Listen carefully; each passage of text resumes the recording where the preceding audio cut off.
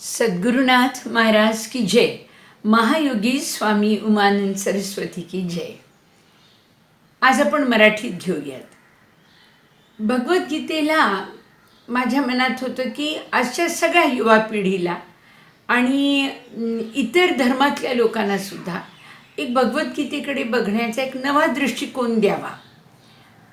काय आहे बरं या भगवद्गीतेत?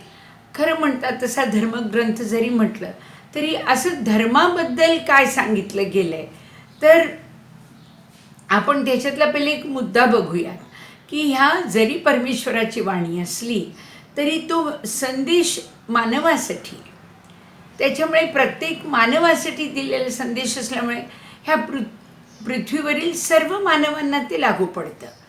तर आता आपण अशा प्रकारे भगवद्गीता मांडण्याचा प्रयत्न करणार आहोत की जिथे मानवाला काय बरं सांगितलं आहे, कोणी सांगितलं हा विचार सोडा. आपण कोणी सांगितले हा सध्या एवढाच आपण विचार करू की ज्ञानवंत अशा व्यक्तींनी तो संदेश दिला आहे. त्यामुळे आपण त्याच्याकडे फक्त आपल्या मानवाला काय सांगितलं आहे तर ते आपण बघायचा प्रयत्न करू. तर प्रत्येक अध्यायातला एक थोडासा सार मी एकच जवळजवळ आपण एक 30 भगवद्गीता बहुतेक 18 अध्यायात 18 वाक्यात लिहू शकू अशा प्रकारचा काही संदेश सापडतो का तो आपण बघूया. तर सर्वप्रथम अध्यायामध्ये आपल्याला काय सापडतं की जे आजही आपल्याला लागू पडतं, आजही लागू पडतं. हे काय सापडतं तर आपल्याला द्विधा मनस्थिती जी असते ती आपण प्रत्येक जणाला आज न उद्या येत राहते आणि जवळजवळ प्रत्येकाला, काही जणांना तर रोजच असते. आता साधं उदाहरण आपण घेऊ की चहा घेऊ का कॉफी घेऊ, किंवा बाहेर जाऊ की नको, किंवा या पाहुण्यांना बोलवू की नको, तर हे करू की नको, ही जी द्विधा अवस्था आहे त्याबद्दलचा तो संदेश आहे पहिल्या अध्यायात की मानवाला ही परिस्थिती सतत येऊ शकते.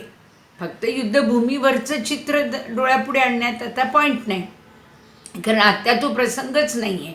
आता युद्धभूमीचा प्रसंग नाही आहे तरीसुद्धा संदेश वैश्विक आहे. मग ह्याच्यात आपल्याला काय आजही आपल्याला लागू पडतं ते काय आहे. तर सर्वात प्रथम आपण पाहतो की अरे हा द्विधा अवस्थेबद्दल बोलतो आहे. कोणती द्विधा अवस्था अर्जुनावर येऊन पडली की युद्धाला आला आहे आणि अचानकपणे सगळ्या लोकांमध्ये तो आपले नातेवाईक बघतो आणि नंतर त्याच्या मनात येतं की युद्ध करू की नको. तर आपण ते युद्धाचा भाग सोडून द्या, आपण फक्त करू की नको हा एक विचार मनात आणू, कारण तो मेन मेसेज आहे त्याच्यातला की द्विधा, ज्याला आपण डिलेमा म्हणतो. आणि ह्याच्यातनं काय झालं, अशा द्विधा अवस्थेमध्ये निर्णय न घेता आल्यामुळे त्याला विषाद योगची सामना करावी लागली.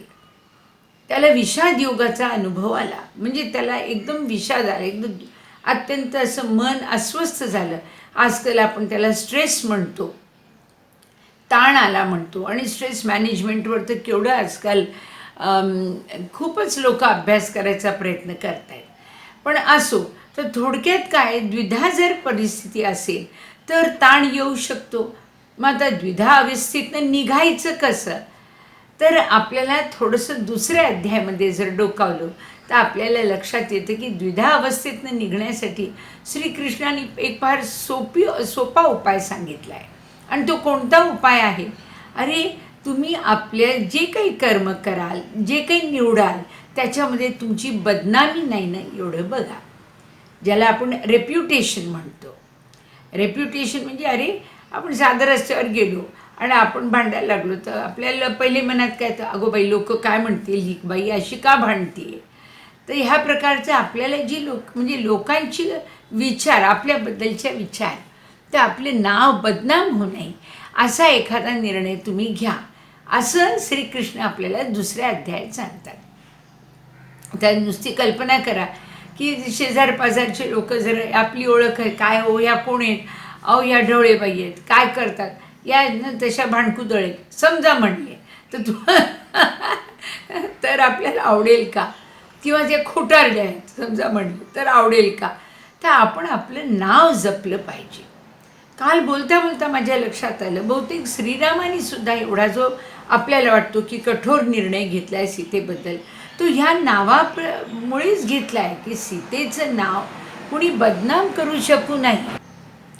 आजही आपण इतकी जेव्हा मुली मॉडर्न आहेत, मुलं मॉडर्न आहेत, तरीही आपण बदनाम होऊ नये ही भीती बाळगतो. तर तो काळ केवढा जुना होता, ज्या काळामध्ये एक स्त्री, एक राणी ह्या सगळ्या विचारातनं आणि कोणीतरी ऐरागरा येऊन तिच्याबद्दल काही बोलावं म्हणजे कितीही गोष्ट अ, अयोग्य वाटते. त्यामुळे एखाद्यावेळेस रामाचा हा निर्णय असेल म्हणजे आपल्याला वाटतं की नावाला जपणं हे अत्यंत महत्त्वाचं आहे. म्हणजे आपण जेव्हा एखादी गोष्ट करतो त्यातनं नाव जपलं पाहिजे. तर ही आपल्यावर जबाबदारी आहे की आपलं आपण नाव जपलं पाहिजे. म्हणून तो श्रीकृष्ण त्याला म्हणतो अर्जुनाला की अरे जोवर आत्मा, इथं आत्मा म्हणजे त्या परमेश्वराबद्दल बोलत नाही आहे देव. देव आपल्याचबद्दल कशाला बोलतील जास्त. तर देव माणसाला संदेश देत काय की जोपर्यंत तुझा आत्मा आहे तोपर्यंत तुला नावाला बदनामी नको. देह काय कधीही गळून पडणार आहे, पण तुझं जे जीवन आहे त्या जीवनामध्ये जोपर्यंत आत्मा तुझा आहे तोपर्यंत तुला तुझ्या नावाला जपणं महत्त्वाचं आहे. म्हणजे कीर्तीला जपणं महत्त्वाचं आहे, ज्याला आपण रेप्युटेशन म्हणतो. की हा संदेश आपल्याला दुसऱ्याच्यात मिळतो. याचा केव्हा विचार करायचा, जेव्हा आपण द्विधा अवस्थेत पडतो तेव्हा. मग आपण विचार करायचा अरे मी असं केलं की माझं नाव बदनाम होईल का, आणि तसं केलं की मला लोक चांगलं म्हणतील का. तर ह्या एका मापावरनं आपण आपला निर्णय घेऊ शकतो. तिसऱ्या अध्यायामध्ये श्रीकृष्णाने महत्त्व दिले ते तुम्ही कर्म करत राहणं. हो, आपल्याला एक कर्म करत राहणं, आपल्या आयुष्यामध्ये अखंड कोणत्या ना कोणत्या प्रकारचं कर्म करत राहणं हे अत्यंत महत्त्वाचं आहे. कारण त्याच्याशिवाय ही समाज जो आहे त्याच्यामध्ये काय म्हणायचं बरं, आपली स्थान आपलं मिळणार नाही आपल्याला. आपण कर्म करत राहण्यानेच या समाजामध्ये आपलं एक आपण स्थान निर्माण करू शकतो. कोणतेही काम असू द्या, तुम्ही डॉक्टर असा, टीचर असा, इंजिनियर असा, किंवा हाऊसवाईफ असा, किंवा हाऊसमेड असा, म्हणजे मोलकरीण असा, कोणी असू दे, पण आपलं काम करत राहणं आपण. कारण समाजामध्ये सगळे घटक हे कामाची घटक आहेत, आणि ते कामाचे घटक जर नसतील तर समाज कुठेतरी एकीकडे खंडित होऊन राहील. तर खंडित न राहण्यासाठी आपल्या प्रत्येकाची जबाबदारी आहे की आपण काम करणाऱ्या कॅटेगरीत गेलं पाहिजे, न काम करणाऱ्या कॅटेगरीत नाही. इवन आता आपण वयस्कर झालो आहे, थकलो असलं तरी साधं घरच्या घरी बसलेल्या वाती वळा किंवा मोहरी करा किंवा भाजी चिरून द्या, जे तुम्हाला जमेल ते, पण कर्म करणं अत्यंत महत्त्वाचं आहे.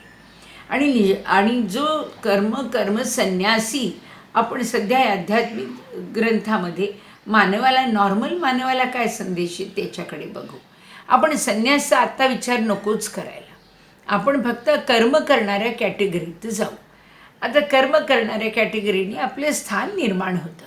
मग आता आपण 3 मुद्दे पाहिले की आपण द्विधा अवस्थेत केव्हा येऊ शकतो. आज येतो, उद्या येतो, परवा येतो, अगदी किरकोळ असतात. त्यावेळेला आपण निर्णय कसा घ्यायचा, ज्या अवस्थेने आपला नाव बदनाम होणार नाही असा आपण निर्णय घेतला पाहिजे. म्हणजे थोडक्यात काय, ही एक ट्रेनिंग असतं. सतत उजवीकडचं निवडणं हा एक ट्रेनिंग आहे. आणि ही ट्रेनिंगचा उपयोग कुठे होणार आहे, अंतःसमयी होणार आहे. जेव्हा अंतःसमयी आपल्याला जेव्हा मृत्यूच्या आणि जीवनात या दोन्हीमधलं निवड करायला उरत नाही, मृत्यूचा आलेला आहे, मग मात्र त्यात निवड करायला काय आहे, तर एक मोक्ष आहे आणि मृत्यू आहे.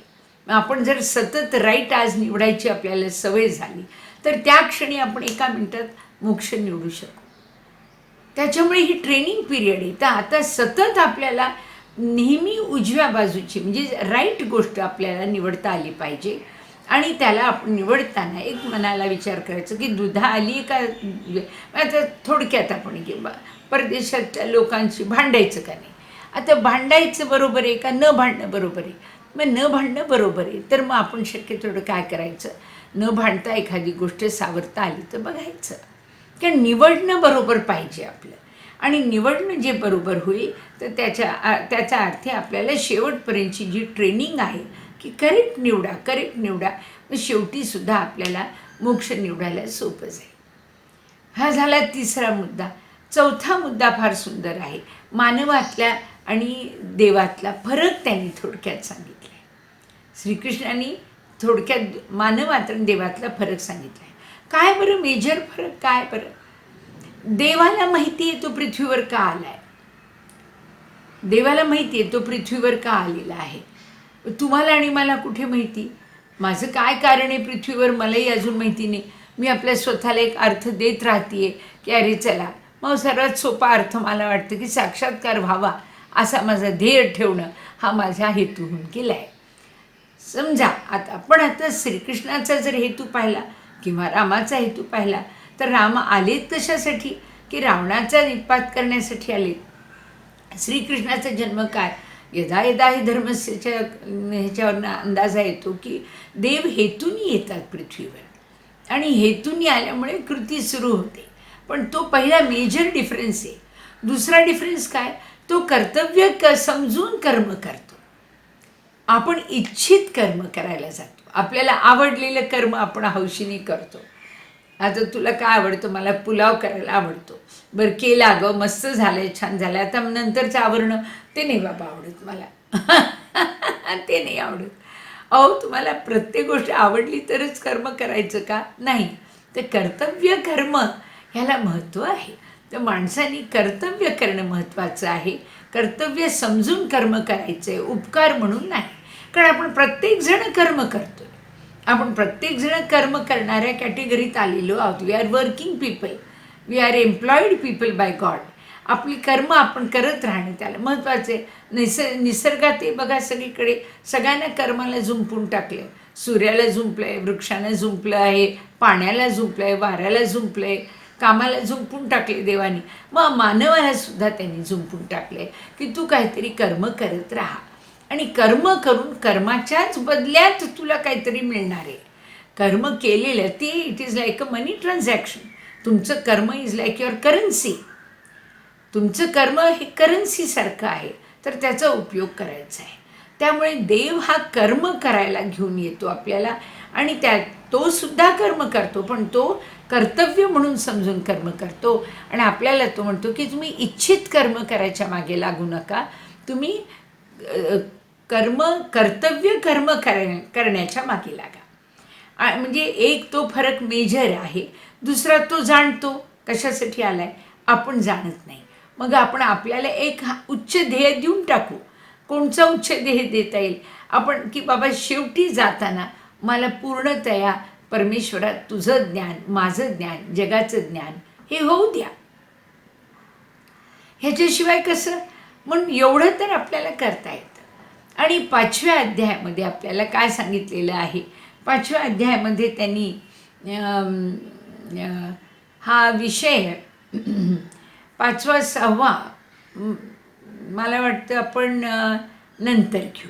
कारण यूट्यूबमध्ये कितपत मावेल हे मला अंदाजा नाही आहे. तर ती एक स्वतंत्ररित्या आपण 5वी आणि 6वी घेऊ. तर आपण आता फक्त पहिले 4 अध्याय थोडक्यात घेतलेत, वाचून बघा. आणि हे माझ्या भगवद्गीतेतल्या मराठी पुस्तकात आणि इंग्रजी पुस्तकात सापडतील. दोन्हीची चित्र आपल्या यूट्यूबवर दिसतील आपल्याला. तर ज्यांना हे आवडेल त्यांनी मला कळवावं. हा संदेश मानवाचा असल्याकारणाने पूर्ण विश्वाला लागू पडतो. प्रत्येक मानवाला लागू पडतो. हा धर्मग्रंथ असून धर्माच्या पुढे गेलेला ग्रंथ आहे. मानव कल्याणार्थ आहे. त्यामुळे या धर्माकडे, विचारांकडे लक्ष द्यावं. सद्गुरुनाथ महाराज की जय. महायोगी स्वामी मानंद सरस्वती की जय. मी स्वामी राधिकानंद, पुण्याहून.